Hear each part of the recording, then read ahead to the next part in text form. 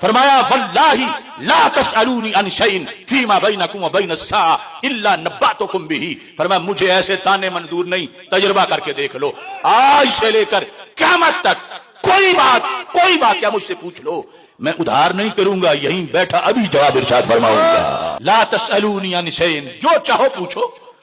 کہ قیامت تک کتنی بار بادل بنیں گے، قیامت تک کتنی بار بارش برسے گی، کتنی بار بارش کے کتنے قطرات ہوں گے، قیامت تک کتنی بار سورج طلوع ہوگا، کتنی بار چاند چمکے گا، وہ چاندنی کس کس چیز پہ پڑے گی، قیامت تک کتنی چوٹیاں ہوں گی، قیامت تک درختوں کے پتے کتنے ہوں گے، قیامت تک کون کون پیدا ہوگا، قیامت تک کون کون فوت ہوگا، کتنے حادثے ہوں گے، کتنی جنگیں ہوں گی. فیما بینکم و بین الساعہ، آج سے لے کر قیامت تک جو چاہو پوچھو. یہ نہیں کہ میں 99 کا جواب دے دوں اور 1 کا ادھار کروں، نہیں، 100 پوچھو گے تو 100 کا جواب، 1000 پوچھو گے تو 1000 کا جواب، جو چاہو پوچھو، میں ہر بات کا جواب دینے کے لیے تیار بیٹھا. جب کچھ منافقین نے ہمارے آقا علیہ السلام کے علم غیب پر اعتراض کیا اور کہنے لگے کہ یہ کہتے تو یہ ہے میں قیامت تک کے لوگوں کو جانتا ہوں، جس طرح کہ وہ تفسیر خازن میں تفصیل سے شان نزول موجود ہے، اوردت علی امتی کما اورد علی آدم فی صورہا فی التین،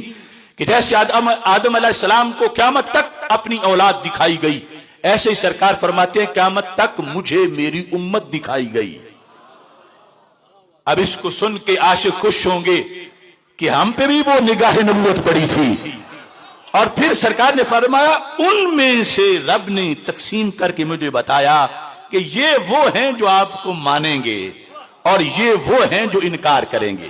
تو لفظ امت یہاں امت دعوت کے معنی میں ہے، اجابت کے معنی میں نہیں، جس میں مسلمان بھی شامل تھے، کافر بھی، وہ سارے دکھائے گئے. اور پھر ان میں عاشق جو ہے مسلمان، ان کی نشاندہی بھی کی گئی اور منکروں کے بارے میں بھی بتایا گیا. جب یہ خبر منافقین تک پہنچی تو ان سے ہضم نہ ہو سکی.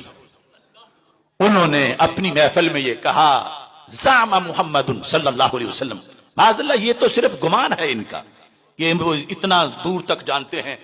دلیل دینے لگے اگر جانتے ہوتے قیامت تک لوگوں کو تو ہمیں تو جانتے ہوتے جو ہم ساتھ ہیں.